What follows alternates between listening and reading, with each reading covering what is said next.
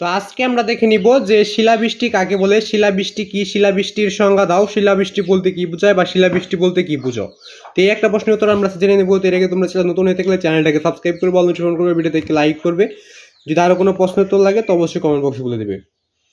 তো অনেকের মনে একটা প্রশ্ন থাকতে পারে যে আমি উত্তরগুলো কোথায় পাচ্ছি। এটা কিন্তু একটা সাধারণ একটা প্রশ্ন যে আপনি উত্তরগুলো কোথায় পাচ্ছেন, এটা সকলের মনে এই প্রশ্নটা রাখতে পারে।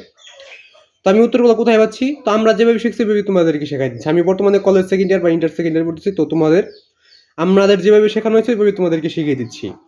তো আজকে আমরা 4টা প্রশ্নের উত্তর জানবো, একটা বিষয় নিয়ে 4টা প্রশ্ন। যে শিলাবৃষ্টি কাকে বলে, শিলাবৃষ্টি কি, শিলাবৃষ্টির সংজ্ঞা দাও। তো এখানে একটু বানানটা মিস্টেক হয়ে গেছে, মানে ভুল হয়েছে আর কি একটু।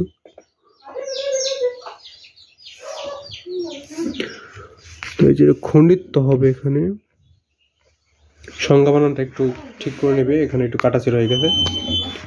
তো শিলাবৃষ্টি কাকে বলে, শিলাবৃষ্টি কি, শিলাবৃষ্টির সংজ্ঞা দাও, শিলাবৃষ্টি বলতে কি বোঝায়। উত্তরটা আমরা জেনে নেবো। তো এটাকে তোমরা চ্যানেল নতুন হয়ে থাকলে চ্যানেলটাকে সাবস্ক্রাইব করে বলুন, নোটিফিকেশন করবে, ভিডিওতে লাইক করবে। যদি আরো কোনো প্রশ্ন উত্তর লাগে তো অবশ্যই কমেন্ট বক্সে বলে দেবে তোমাদের কোন ক্লাসের কোন প্রশ্ন উত্তরটা লাগবে।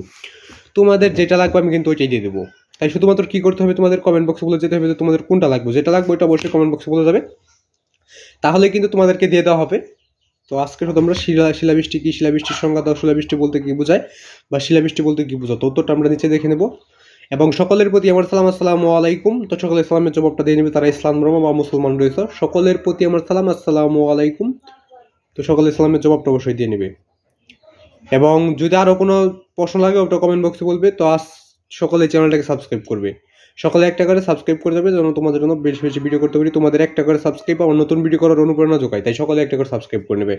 তো আমরা এখন দেখে নেব যে শিলাবৃষ্টি কাকে বলে, শিলাবৃষ্টি কি, শিলাবৃষ্টির সংজ্ঞা দাও, শিলাবৃষ্টি বলতে কি বোঝাও। তো উত্তরটা এই পাশে রয়েছে, আমরা উত্তরটা দেখে নিই। উত্তর: